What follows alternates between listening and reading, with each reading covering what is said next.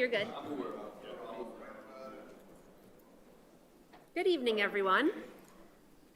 Thank you so much for joining us here in the council chamber. Kim is ready and rolling in the BevCam booth. Thank you, Kim, for being here and keeping us streaming as always. And welcome back, everyone, after a long weekend and a time of Thanksgiving. Hope that you all had an enjoyable time with friends or family. It's good to be back together here in the council chamber. I do want to just mention before we get going that we do have some members of our city staff and others who are here with us. And so I want to just thank Brian Ailes, our city finance director, for being here with us this evening. Frank Golden, our chief assessor, as well. Thank you for being here. Jerry Perry, our city council budget analyst. Thank you, Mr. Perry. And our fire chief, Peter O'Connor. Thank you very much, chief, for being here. Before I call the meeting to order officially, I'll just walk through our agenda so we can be on the same page about what's in front of us for this evening. We do have 2 resident speakers who have signed up to speak, and that will be for 3 minutes each, up to 3 minutes each, and I'll say more about how those spots work when we come to that. We do have a posted 7:30 public hearing to set the tax levy percentages, and so if there are members of the public who wish to speak in that public hearing or who are watching on BevCam now and headed this way, you can sign up on the sheet over on the window by the door to my right, and we'll take public speakers in that public hearing in the order that they are signed up. Then we've got some routine business to work on together. We'll take a brief break for some subcommittee work, and we'll be back to finish it all up. So with that, I'll officially call to order this regular meeting of the Beverly City Council, Monday, December 1st, 2025, 7:00 p.m. Ms. Kent, will you please call the roll? Crowley, Feldman, here. Houseman, here. Rotundo, here. Spang, here. St. Hilaire, here. Milady, here. Sweeney, here. And Flowers. Here. Thank you, Ms. Kent. Councilor Feldman, will you lead us in the Pledge of Allegiance, please? I pledge allegiance to the flag of the United States of America and to the republic for which it stands, one nation, under God, indivisible, with liberty and justice for all. Thank you very much, Councilor Feldman. So we will go directly to the public comment section. The way that public comment works for the City Council is that at any of our regular meetings, we have up to 5 public comment spots available for 3 minutes each. And these can be signed up for on a first come, first served basis by contacting the city clerk's office no later than 9:30 the morning of the meeting. And I often like to just say that you won't see the council engage in a back and forth. There won't be a question and answer session during this time, but just, it's not structured that way. But just because we're not interacting with the speakers who are here with us this evening does not mean that we're not listening carefully and taking your comments very seriously. And it's always important to get to hear from folks. So we'll go to our first speaker, Peter Wilworth. And if you would begin with your name and address for the record, even though I've just given away your name, I'm sorry about that. Stole that surprise. And then Councilor Rotundo has the timer for this evening. So once you begin, he'll turn that so you can see it. If you see or hear it get to the 3-minute mark, if you just draw your remarks to a close. Thank you. Thank you. My name's Peter Wilworth, and I live at 10 Fawcett Terrace in Beverly. Thank you for this opportunity to speak on a subject that should be of concern to both the city's administration and to its citizens. That subject is our city's payroll and what seems to me to be questionable taxpayer funds dedicated to public safety. Without naming any of our police personnel, I would like to apprise the council of Beverly's top earners in 2024. 19 of our city's top earners in 2024 were police officers, as well as 69 of the top 100 earners. Number 1 on the list, a police officer, earned $264,000 in 2024, $126,000 in salary, $28,000 in overtime, and $109,000 in paid details. Number 2 came in at $259,000, number 3, $248,000, and so on down to number 20, a police officer who earned $199,000. I understand that a large portion of police pay is for details. Some are paid by the city, others paid by contractors or community groups that hold events that require traffic or crowd control. But in the long run, we all pay these details. I hope that the council's public service and finance committees will take a long look at our city's police contracts and whether there may be ways to save city funds through the use of civilian flaggers or fewer paid details in overtime. Also, I wonder if a police officer working the hours required to earn $264,000 is able to complete their duties in a way that wouldn't be a threat to public safety. Perhaps a cap on how many overtime and detail hours an officer may work should be in our next contract. A few years ago, I was at McCabe Park on the Salem side of Kernwood Bridge with my dog Willie. A crew of workers from New Hampshire pulled in to prepare for some work on the Beverly side of the bridge, only to find that no police officer was available to direct traffic. After an hour or so, a Beverly cruiser pulled in and explained that there were no officers available to cover the required detail. The officer suggested that next time the contractor should request 2 officers. That way they would be sure to get at least 1. A week later, I crossed the bridge to find 2 police officers working the detail. How often might this be happening? Just today, I saw 2 officers on Renewal, really nice guys who helped me across the street, working a detail with a single crane doing some window work off the side of the road. I don't think we needed 2 officers for that detail. Thank you, and I hope we all have a great holiday season. Thank you very much, Mr. Wilworth. Our second speaker signed up for this evening is John Taylor. Mr. Taylor, if you also would begin with your name and address for the record, and then if you also, when you hear the timer, would draw your remarks to a close. Thank you. You bet. My name is John Taylor. I live at 41 Cole Street, and I speak just for myself.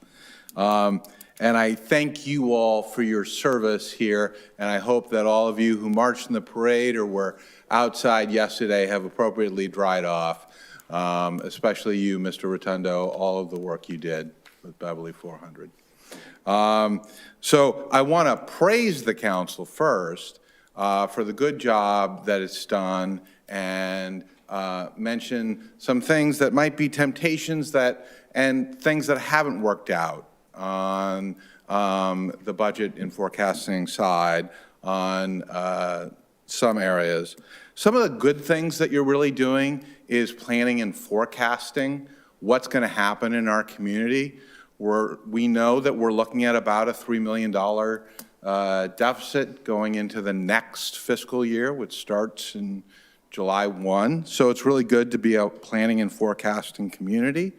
And the other thing that you do really well is you're really conservative about your estimates of revenue and projections for reserves, because it would be terrible to find a bill in August that you didn't know about. And I hope Mr. Perry will talk about that later. Here are some temptations that people will have in the midst of a significant budget crunch that I hope you don't lean towards. And one is a public-private partnership. We saw this in Chicago during the Great Recession, where things were kind of tight, and somebody offered them $1 billion so they could rent or the company could buy their parking meters. And this sounds pretty innocuous, and they gladly took the $1 billion. But the results were that parking rates shot up by 700%. That's not a great look. So please don't get tempted by the devil's offering. The other thing is, please don't be tempted by bonding for operating costs, by issuing debt for your operating costs of the city, because we'll be paying that off, well into the future. And then let's also not be tempted by not facing reality and not planning ahead. We recently had a municipality in Massachusetts which laid off 24 employees with 3 days' notice. That's not planning and forecasting, and that's also not Beverly. Thank you so much for your time. Thank you for your service. Thank you very much, Mr. Taylor. Well, thank you to both of our speakers who signed up for this evening. As always, you're welcome to stay with us for as much of the meeting as you wish, but also feel free to get up and move around or leave as you need to. I know it may not be possible for you to spend the whole evening with us. Thank you for your time. I want to mention too that just after we began, I had not had a chance to recognize that Mayor Cahill is here with us. Thank you, Mayor, for being here this evening as well. And Ms. Kent, before our public hearing, let's take care of some business. So we'll go to acceptance of minutes of previous meetings first. We have 2 sets of meeting minutes that can be approved this evening. The first for our special city council meeting, July 22nd, 2025, and the second for a regular city council meeting, September 2nd, 2025. Is there a motion to approve these 2 sets of minutes? So moved. Second. Is there any further discussion? All those in favor? Aye. Councilor Milady, I assume you're abstaining. Yeah. All right, thank you. Maybe we'll vote no next time. To keep me on my toes. So that carries 7 with 1 abstention. 7-0, 1 abstention. Let's go to communications from His Honor the Mayor, please, Ms. Kent. Order number 264, a $900,000 grant from the Mass DOT to support construction of Roundabout and related improvements where Brimble Ave, Dunham Road, and Exit 46 southbound Route 128 interchanges all intersect. Please refer that to the Committee on Finance and Property. Order number 265, a donation of 20 butterball turkeys from U.S. Pavement to be distributed to veterans for the Thanksgiving holiday. Please refer that to the Committee on Finance and Property. Order number 266, 2 grants totaling $6.5 million from the MassWorks Infrastructure Program to support Brimble Avenue and Dunham Road, the intersection improvement project. Please refer that to the Committee on Finance and Property as well. Order number 267, an earmark in the amount of $100,000 from the Mass EOED to be used to support infrastructure improvements at the Corning Essex Spring Street intersection. Please refer that to the Committee on Finance and Property. Order number 268, a $9,995 grant from the Massachusetts Interlocal Insurance Association to be used to purchase multi-state information sharing and analyze center to provide the city with critical cybersecurity services. Please refer that to the Committee on Finance and Property as well. Order number 269, a reappointment for Peter O'Connor to serve as Beverly's fire chief. Please refer that to the Committee on Legal Affairs. Order number 270, an appointment for Wendy Kelly, 43 Odell Avenue, to serve on the Council on Aging. Please refer that to the Committee on Public Services. Order number 271, an appointment for Charles Bud Rehal, 245 Elliott Street, to serve on the Commission on Disabilities. Please also refer that to the Committee on Public Services. Order number 272, a reappointment for Cheryl Silver, MD, 95 Hale Street, to serve on the Board of Health. Please refer that to the Committee on Public Services. Order number 273, a reappointment for Rachel Morris, 14 Pondview, to serve on the Board of Health. Please refer that to the Committee on Public Services also. Order number 274, a reappointment for Frank Golden, 5 Wells Road, Reading, Mass., to serve on the Board of Assessors. Please refer that to the Committee on Finance and Property. Order number 275, a reappointment for Henry Pizzo III for Sunnyvale Street to serve on the Parks and Recreation Committee. Please refer that to the Committee on Public Services. Order number 276, a reappointment for Nathaniel Lewis has been withdrawn, and he wishes not to serve another term on the planning board. Thank you, Ms. Kent. Order number 277, a reappointment for Kyle Redelack at 346 Elliott Street to serve on the Beverly Airport Commission. Please refer that to the Committee on Public Services. Order 278, reappointment for William Kozawan, 7 Fairview Street, Danvers, to serve on the Beverly Airport Commission as Town of Danvers representative. Please also refer that to the Committee on Public Services. Order number 279, a reappointment for Jason Roulette of 106 Stanley Street to serve on the Beverly Airport Commission. Please refer that to the Committee on Public Services. Order number 280, a reappointment for Jesse Zubarek of 9 Herrick Street to serve on the Beverly Airport Commission. Please refer that to the Committee on Public Services also. Order number 281, a reappointment for William Kendrick, 2 Webster Avenue, to serve on the Beverly Airport Commission. Please refer that to the Committee on Public Services. Order number 282, a reappointment for Paul Earl, 6 Quincy Park, to serve on the Beverly Harbor Management Authority. Please refer that to the Committee on Public Services as well. Order number 283, an appointment for Teresa DeBiase of 51 Millbrook Road to serve on the Board of Assessors. Please refer that to the Committee on Finance and Property.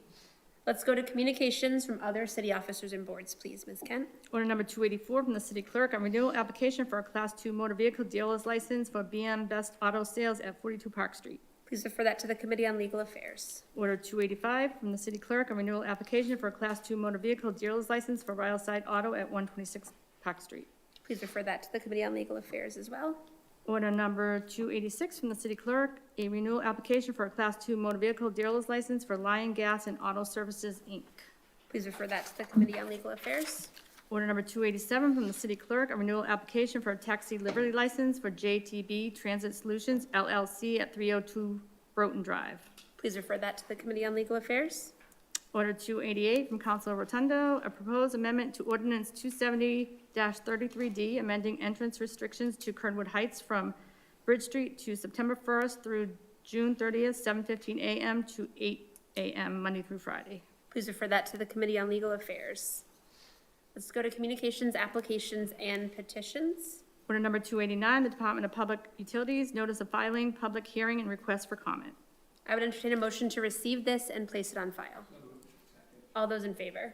Aye. That carries 8-0, so we'll receive that and place it on file. Thank you.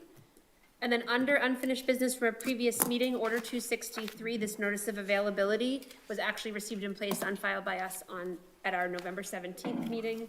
So you can disregard that being there, councilors. It's already been filed. I would entertain a motion for us to take a brief break for some subcommittee work now before our 7:30 hearing. And if subcommittees have work remaining after the hearing, finance will have at least the hearing itself to take care of. We can go back into subcommittee.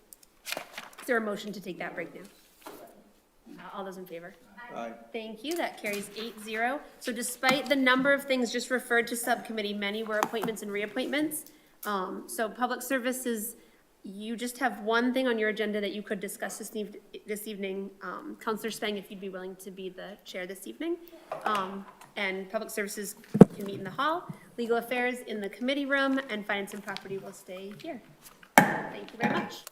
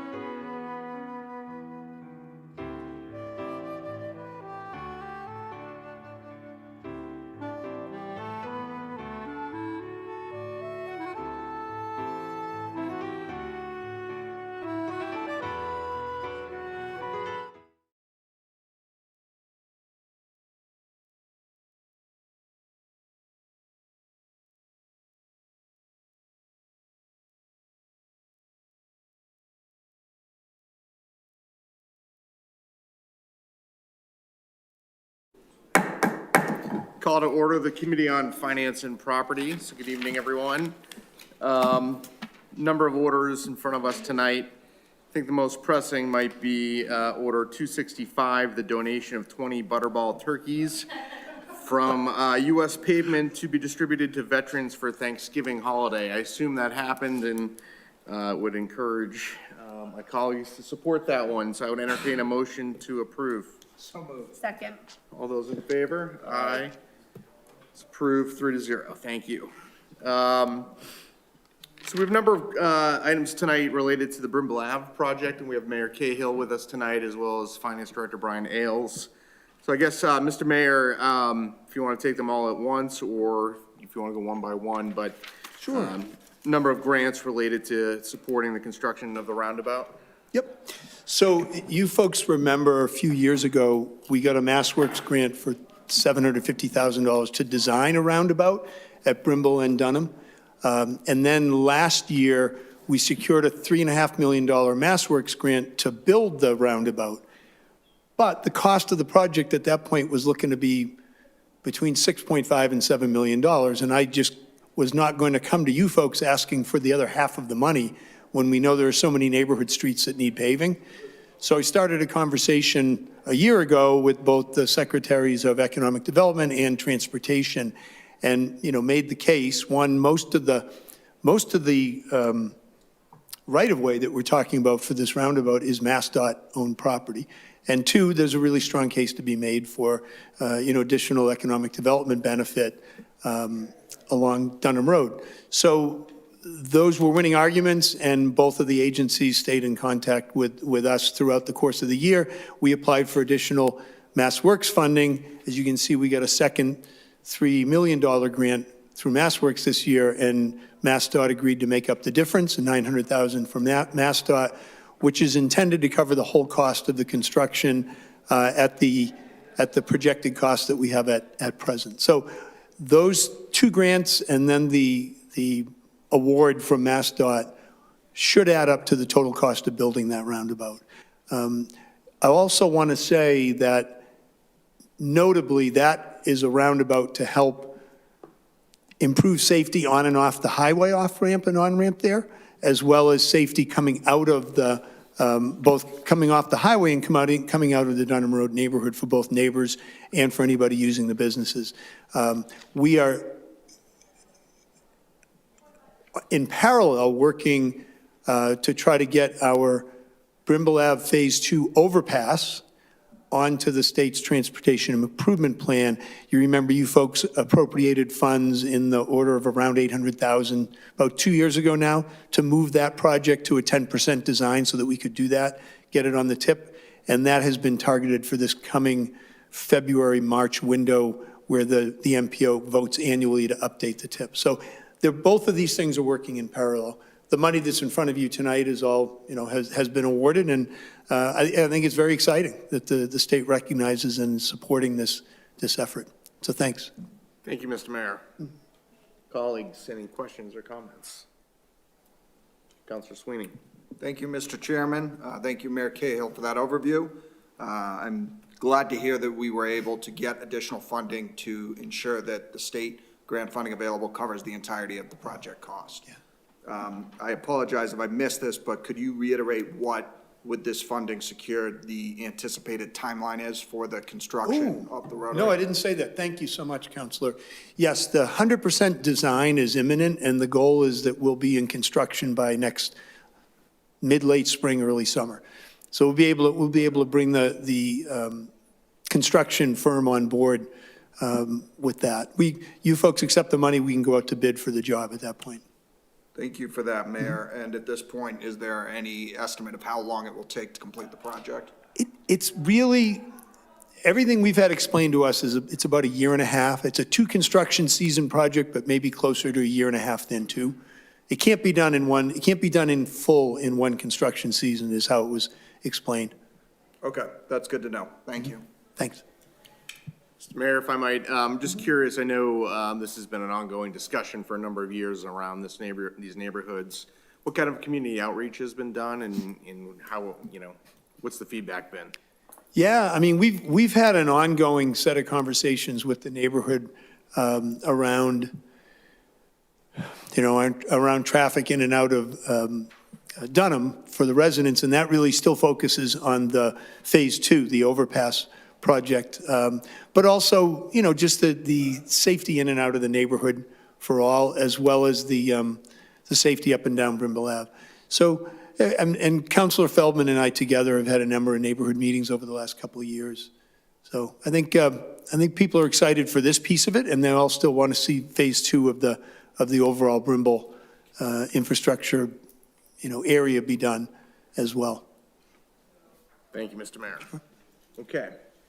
I'll take, I guess these in order. We'll go with Order 264. This is a $900,000 grant from Mass DOT to support construction of a roundabout and related improvements to Brimble Ave at Dunham Road at exit 46. I would entertain a motion to approve. So moved. Second. All those in favor? Aye. Thank you. That is approved 3-0. Next, we'll take up Order 266. This is an item, 2 grants totaling $6.5 million from Mass Works Infrastructure Program to support Brimble Ave and Dunham Road intersection improvements project. I would entertain a motion to approve. So moved. Second. All in favor? Aye. Aye. That is approved 3-0. Order 267, this is an earmark in the amount of $100,000 from the Mass Executive Office of Economic Development to support infrastructure improvements at Corning, Essex, and Spring Streets. This is an unrelated project to Brimble Ave, but I would entertain a motion that we approve this one. Questions or comments? I'm happy to move to approve it, but I do have one quick question, Mr. Chairman. Okay, I'm not sure, Mr. Mayor, if you're able to take another question? It may be, Mr. Ailes, you may know this. Do we have a figure for the estimated total cost of the project? I know that there's a lot of involvement with the state on this intersection in particular. Corning, Essex, Spring Streets intersection project?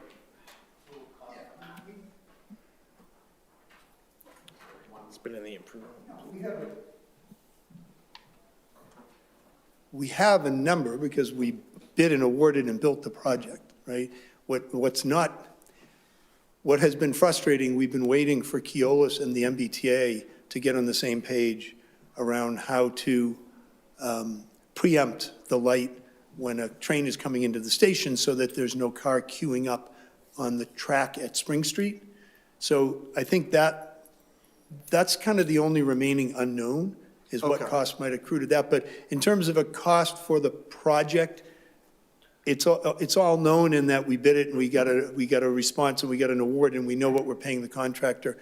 You can follow up with me on that if you want to. No, that's okay, Mr. Mayor. I asked for that reason because I know that the light hasn't gone on yet, and I didn't know if Yeah. it was a matter of missing funding to pay for Oh, the no, last no. leg No. of the project to be completed. No, but thanks for flagging it. We're going to be bagging those lights for the winter because unfortunately, this has been it's been a couple of years of trying to get those two to get on the same page. And recently they have suggested a solution for how to install the right preemption system. So hopefully we'll know soon, but we're not going to be able to go operational with the lights till sometime next spring, hopefully. Okay. That's a hopeful. All right, thank you. Sure, thanks. Okay, did we have a motion, Councilor Sweet? Yes. Second? Second. Okay, all those in favor? Aye. Aye. That is approved 3-0.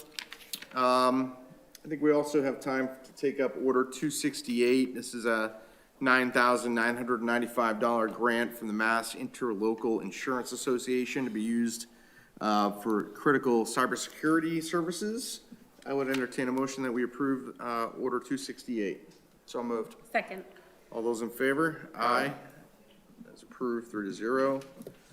We're going to hold Order 274 and 283. Those are reappointments, Mr. Golden and Ms. DeBlazy. That'll have to wait. And I think we have Order 254 maybe coming back later tonight. But otherwise, I think we are up to date. And I would entertain a motion to adjourn the Committee on Finance and Property. So moved. Second. Okay, all in favor? Aye. We adjourn. Thank you. Thank you.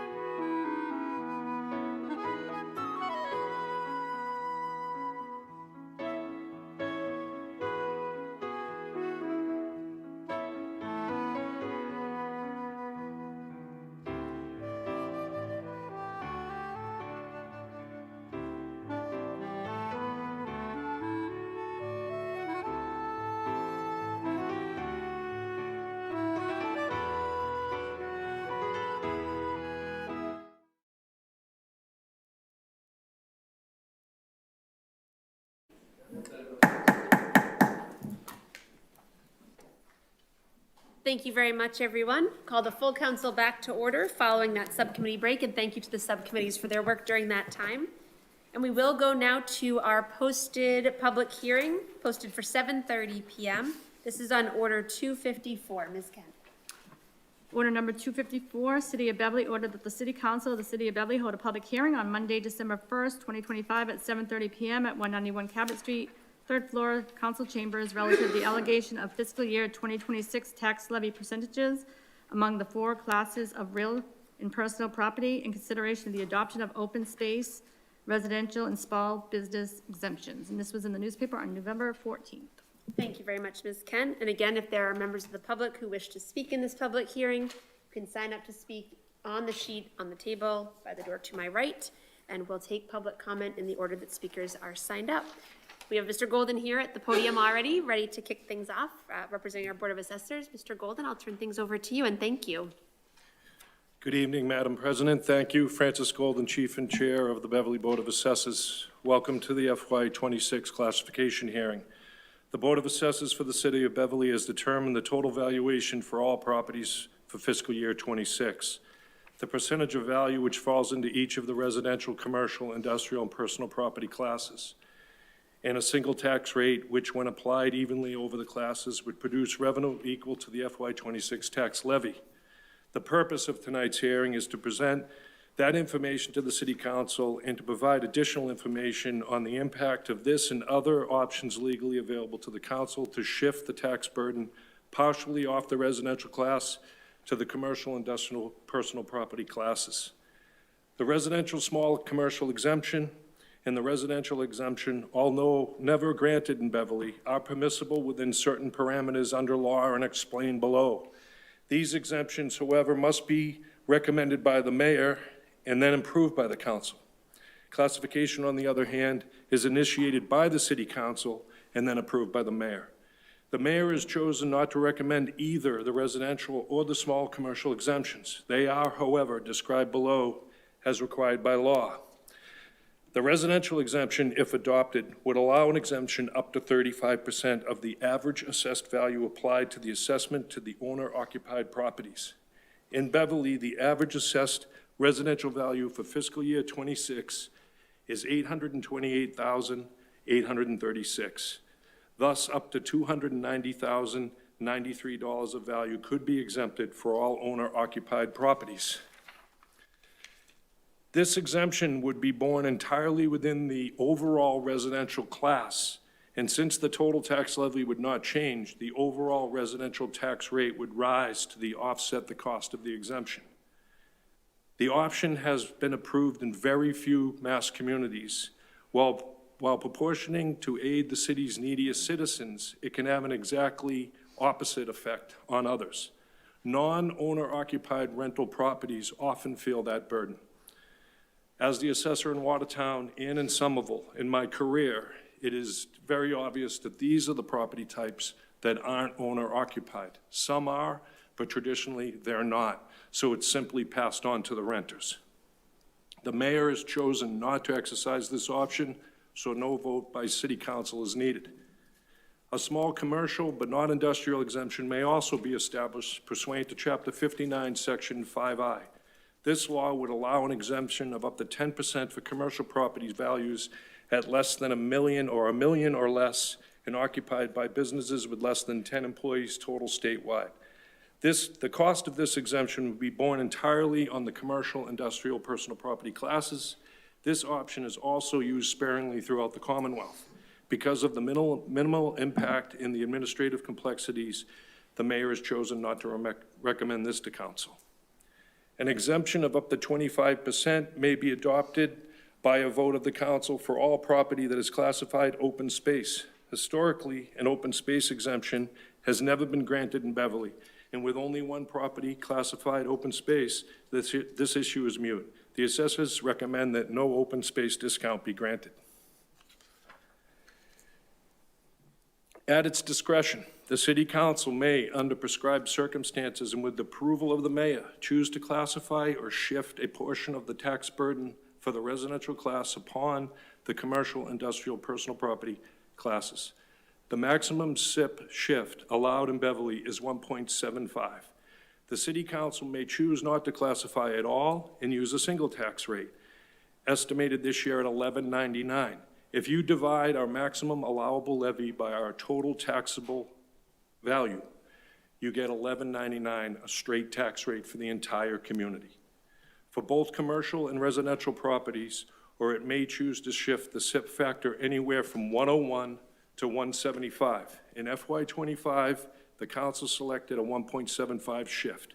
Attached is a schedule showing the minimum residential factor brought about by shift options between 170 and 175, the levy amounts and the resultant tax rates for each class.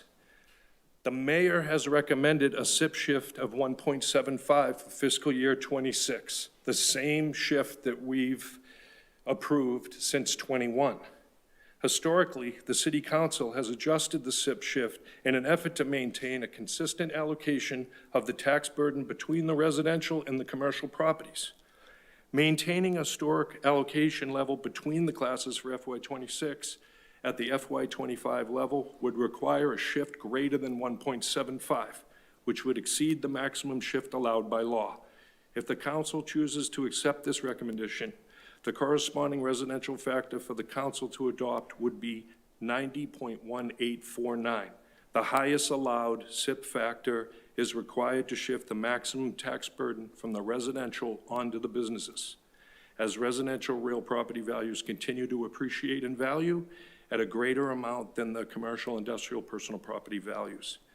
Reducing the CIP factor from 1.75, the only option currently available for the council, although beneficial to business owners by reducing their taxes, would result in those savings for the business sector simply being assumed by the residential property owners in the form of higher taxes.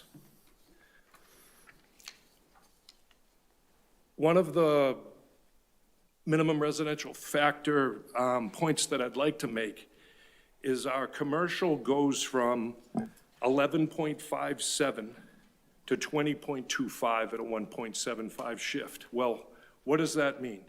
It means that $15,672,876, which is realized with a single tax rate, is then $27,424,265, a difference of $11,751,389. So that's what happens when you shift the max burden from the residential onto the commercial. Nearly $12 million is taken off the residential and passed on to the commercial, industrial, personal property. That is a minimum residential factor, which is simply the before is 0.8841 and the after is 0.7974. So you're just moving the percentage onto the commercial and relieving the taxes on the residential classes across the city. If we look at the, I guess it's the third page in the packet, you can see the 170 shifts to 175. The bottom one at 1.75 shows you the residential factor of 0.9018 and then shows the percentages that I just spoke of. The residential open space levy is now 79.7482. The commercial goes to 20.2518, which causes our tax rates of residentially 1081 and commercially,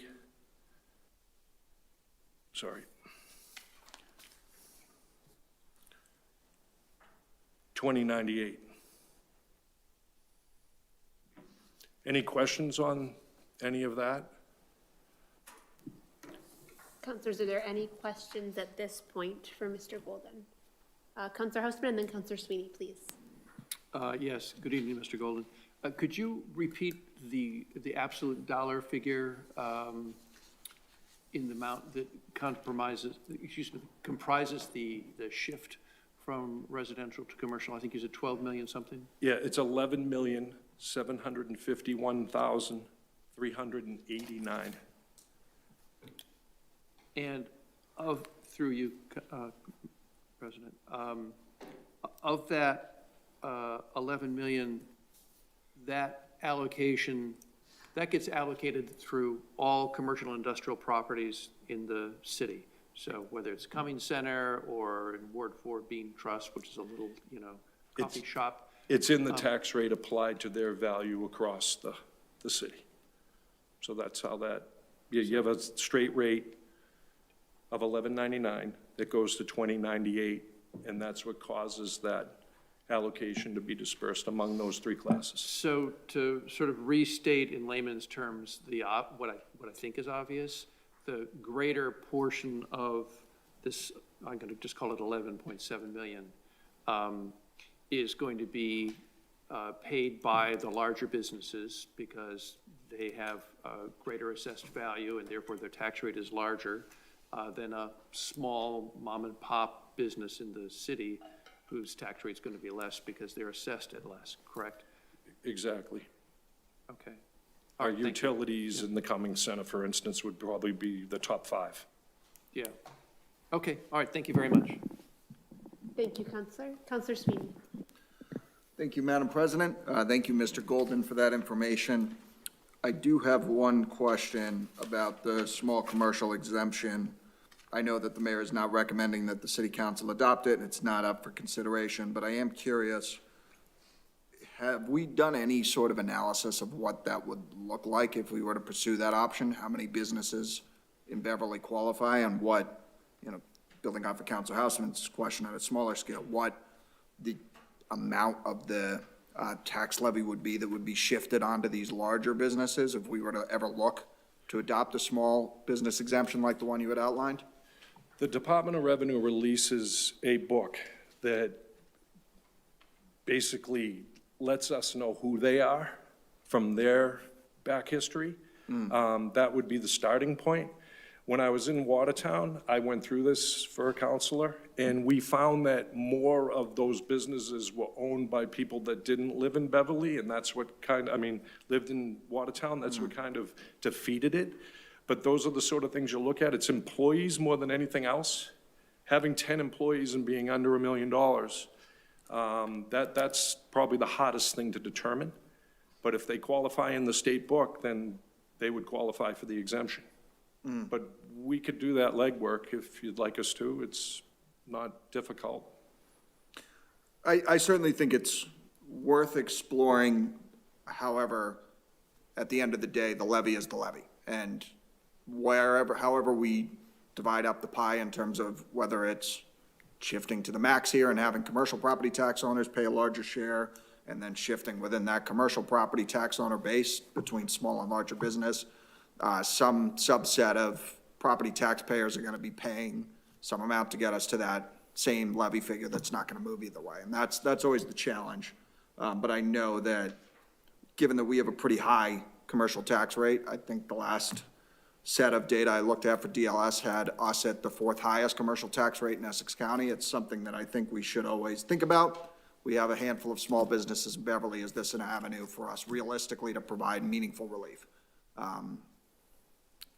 But that being said, I know it's not recommended tonight, so I think it's an interesting option to potentially consider. Thank you. Thank you, Counselor. Counselor Houseman. Yes. My microphone, there we go. Just to follow up on that, Mr. Goldie, yeah, I guess Councilor Sweeney and I may be sort of channeling the same kind of thought, which is while the small business owner pays a proportionally smaller amount, right, of the increase because of their assessed value is smaller, I think one could make an argument that the burden on a small business owner is perhaps harder to achieve, harder to pay than for larger businesses. I'm sure larger businesses would take issue with that, for sure. But it is interesting to think about what kind of impact that exemption would make for, say, businesses that are either sole proprietors or only have, 5 or fewer employees.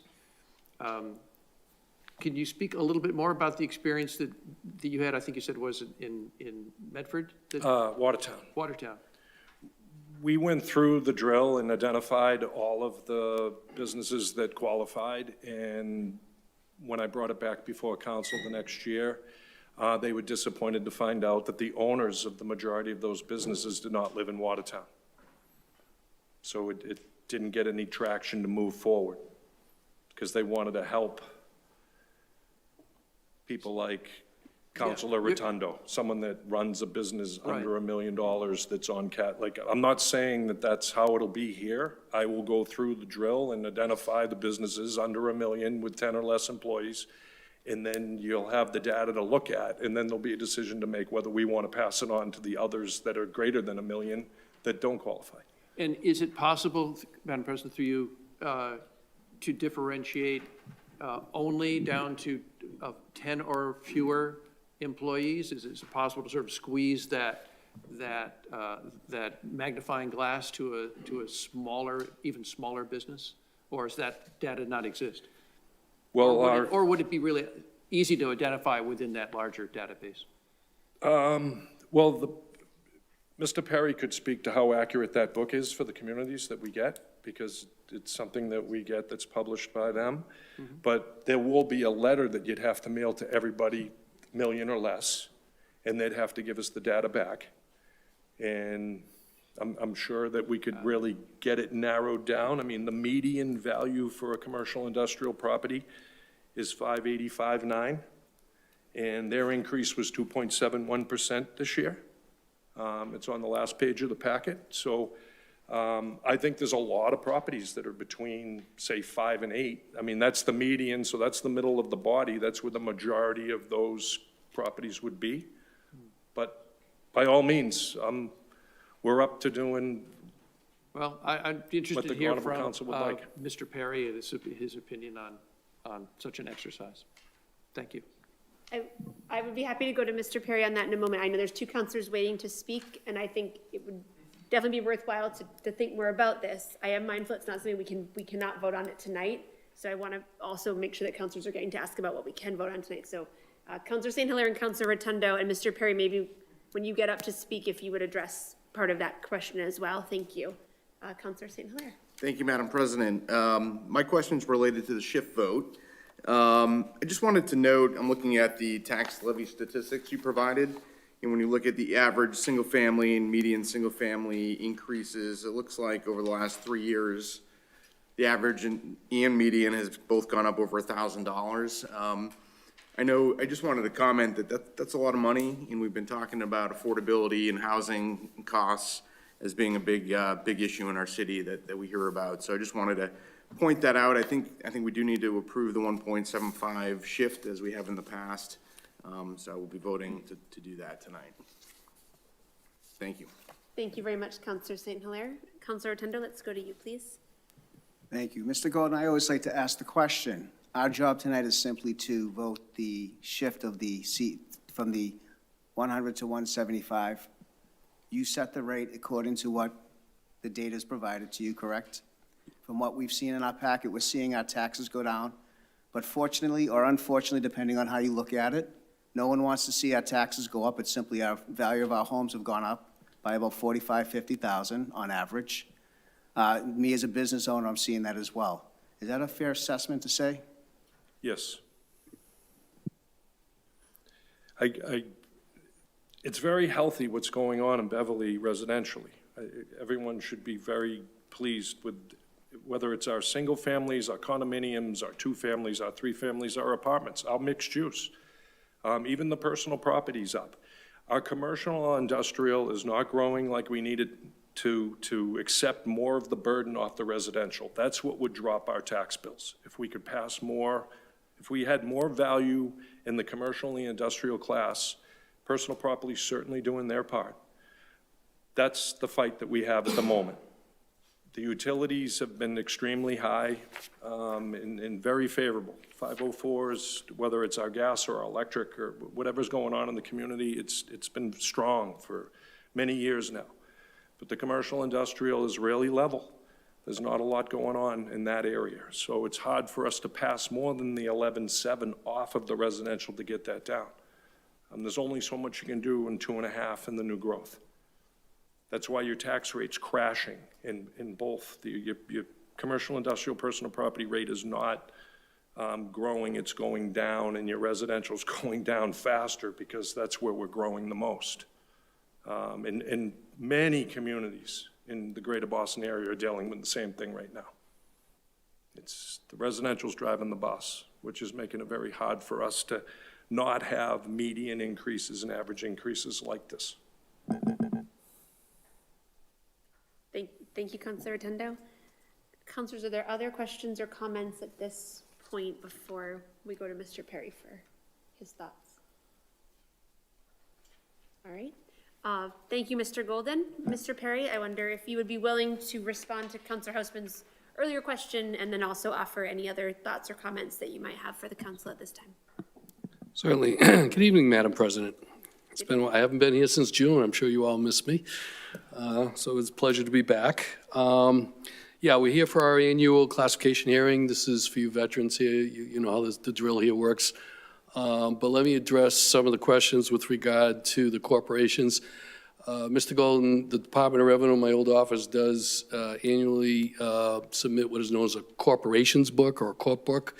They try to identify corporations within each municipality for assessment and taxation, things of that nature. The accuracy, I hope my DLS friends is not listening, I wouldn't call it 100%. I think it's fair to say that. It's not bad either. It's, you know, like anything, data is data, and some of it's good, but it's certainly not 100%. But it's not too bad either. With regard, Councilor Hausman, to your questions about the research, and from my own experience, yes, it could be done. There is some labor. Mr. Golden has a tendency to ratchet things down a little bit from my experience. There is some labor intensity with it. His office certainly could do it, but from my own experience, from other communities, the few times I'm aware of they've done it, they just never seem, all right, we got the data, we move on, and that's it. I have never really seen people adopt it. So you have to make that policy decision. So it's up to you if you want to have staff do that kind of work for you. I wouldn't do it, simple as that, but it's up to you. We can certainly, I'm sure Frank can get that done for you. That said, and I hope that answers your question a little bit, briefly about the process here. As you all know, but this is more for our taxpayers and the residents. This is an annual event required of the City Council. It's part of the setting of the tax rate. For those of you not familiar with it, the tax rate, if you approve this shift tonight, I'll give you my recommendation in a moment, then the assessors work with Mr. Ailes will submit the tax rate recap to the Department of Revenue. They will hopefully approve it based upon my review. It's my expectation they will approve this by the Director of Accounts.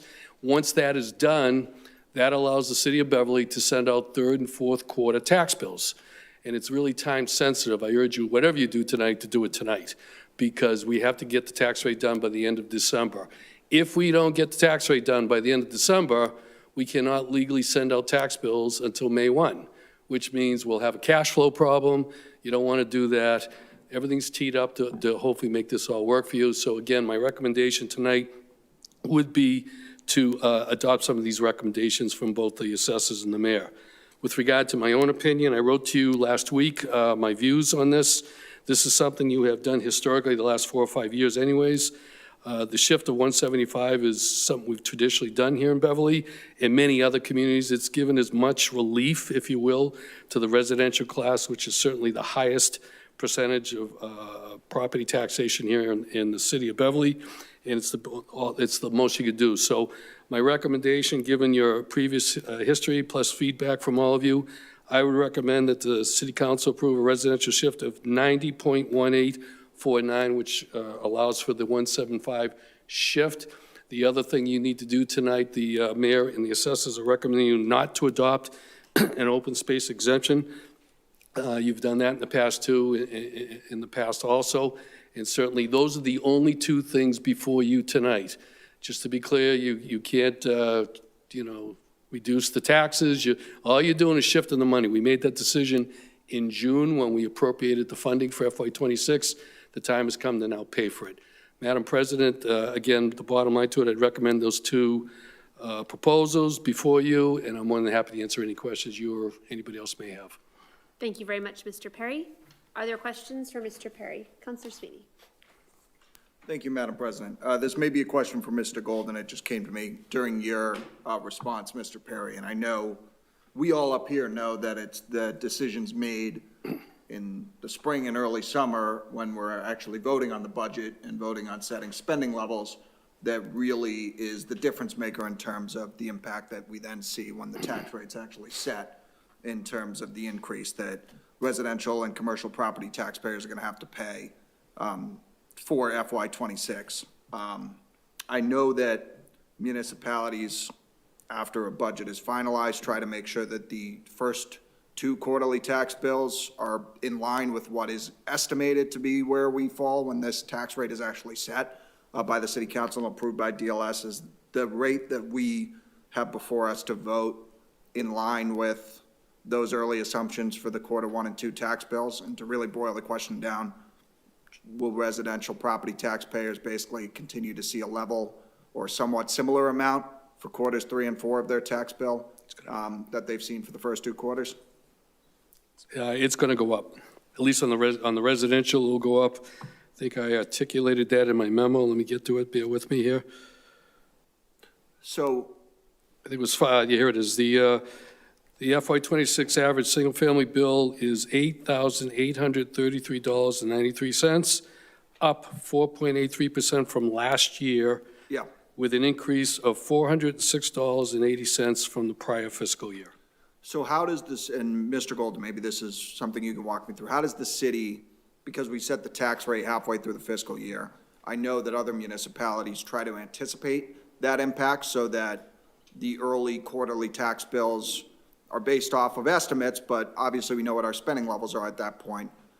Are residential taxpayers just going to start feeling this impact for their quarter 3 bill halfway through FY26, or is that something that we tried to anticipate in quarters 1 and 2? Yes, quarters 1 and 2 are based on, they're based on the year prior average. If you received an abatement in the fourth quarter of last year, that would be reflected in a preliminary bill. But otherwise, it's the year prior average. That's how that works. So yes, the increase will be felt in the third and the fourth quarter. And is that what most municipalities do? Yes, that's clockwork for everybody. Oh, okay. Yeah, it's cut and dry assessment and application. That's why this bill, the third quarter actual bill, is the most difficult bill for the city to create. Because you have new rates, you have new values, and you have impacts that need to be 50% for the third and the fourth quarter. So you have your February 1 and you have your May 1st. Okay, thank you. Yep. Thank you, Councilor. Are there other questions at this point from the council?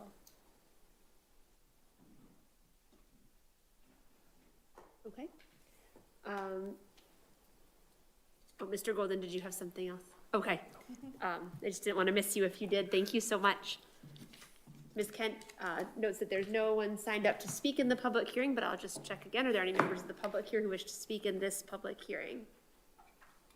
Seeing none, I'll close this public hearing and refer this back to the Committee on Finance and Property for further action this evening. Thank you again, Mr. Golden. Thank you, Mr. Ailes, and thank you, Mr. Perry, for being here with us for this public hearing. And all subcommittees have finished their work with the exception of the public hearing that we just closed and referred back to Finance and Property. So I'd entertain a motion to take a break for that subcommittee work for Finance and Property and the Committee of the Whole to meet. All those in favor? That carries 8-0. And so we will shift the Subcommittee on Finance and Property and Committee of the Whole to take up Order 254.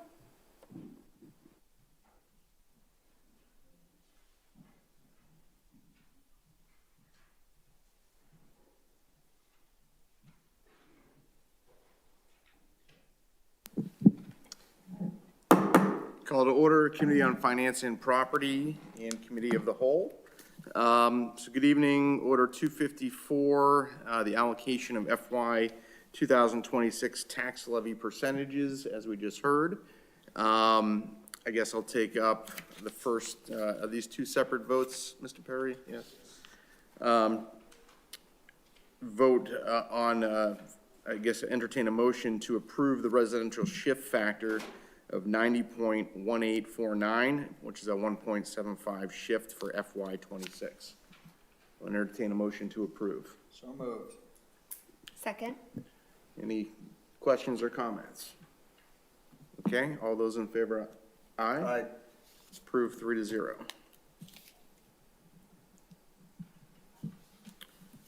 Next, I would accept a motion to not accept an open space exemption. I'll move that, but just a question, are we voting to approve it and then voting no, or is this a vote to not approve it, that we're all voting yes if we don't want to approve it? Get a second for discussion? Second? Mr. Perry, would you be able to answer that question, or Mr. Ailes? As I understand it, Mr. Chairman, the motion is to not adopt an open space exemption. All in favor, aye, all opposed.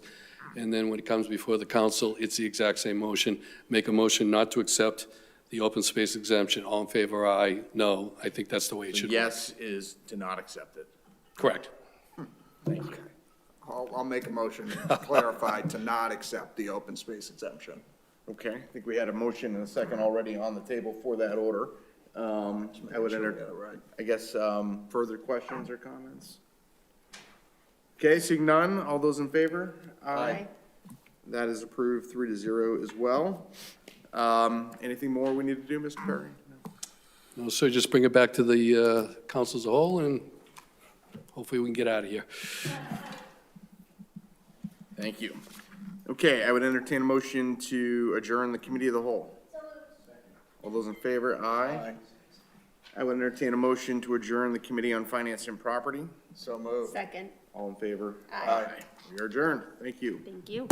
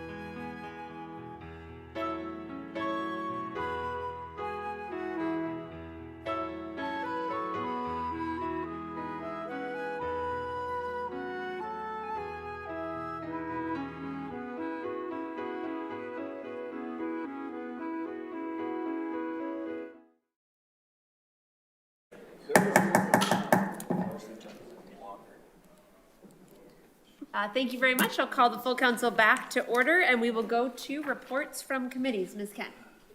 Order number 254, the Committee on Finance and Property, to whom refer the matter regarding a request to schedule a public hearing on December 1st relative to the allegation of fiscal year 2026 tax levy, have considered said matter and beg leave to follow. Recommend the council approve this request.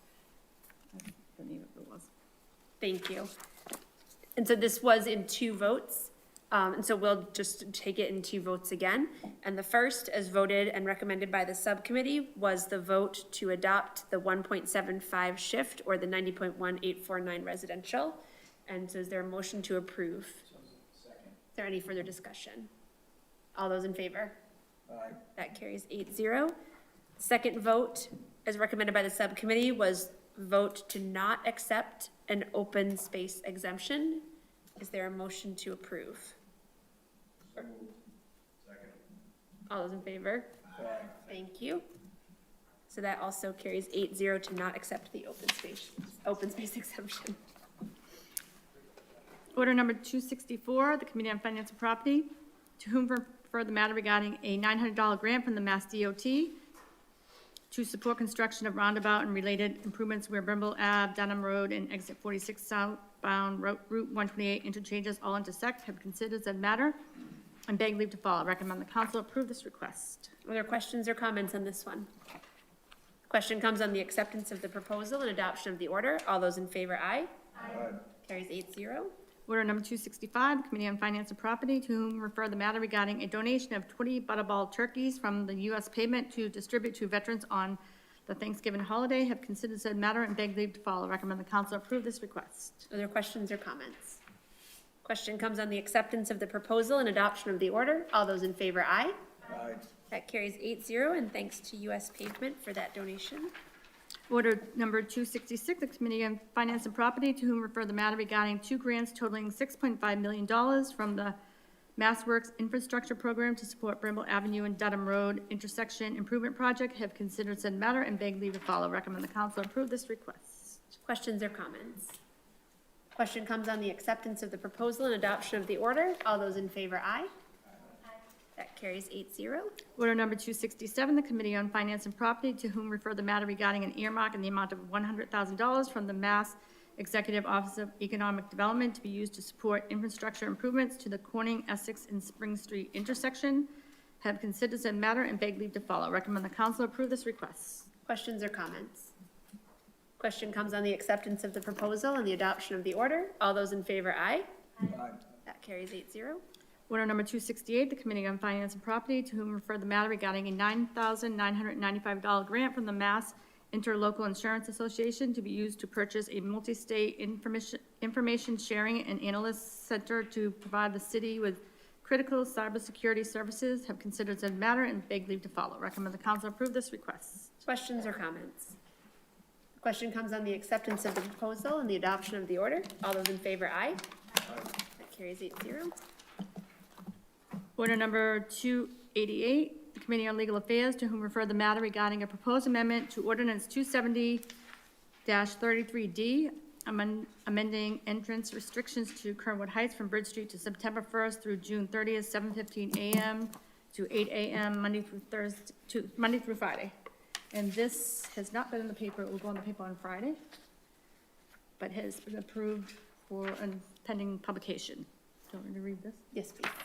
In the year 2025, be it attained by the City Council of the City of Beverly as follows. Chapter 270, Vehicles and Traffic, Section 33D, Do Not Enter, is amended as follows. Amend the time restriction at the Kernwood Heights from Bridge Street location to September 1st through June 30th, limited to Mondays through Fridays, 7:15 a.m. to 8 a.m. The revised section should read as follows. Kernwood Heights from Bridge Street from September 1st through June 30th, Monday through Friday, 7:15 a.m. to 8 a.m. And again, it'll be in Friday's newspaper. Thank you, Ms. Kent. Councilor Rotundo, was there anything that you'd like to say about this your proposed ordinance? Just the reason for it is it's in regards to the changing of the elementary school time now, so it's to coordinate with that, so the traffic is now earlier than it used to be, and the PTO had asked, and as well as the principal, if we could consider changing the timing of it. Thank you. Thank you very much, Councilor.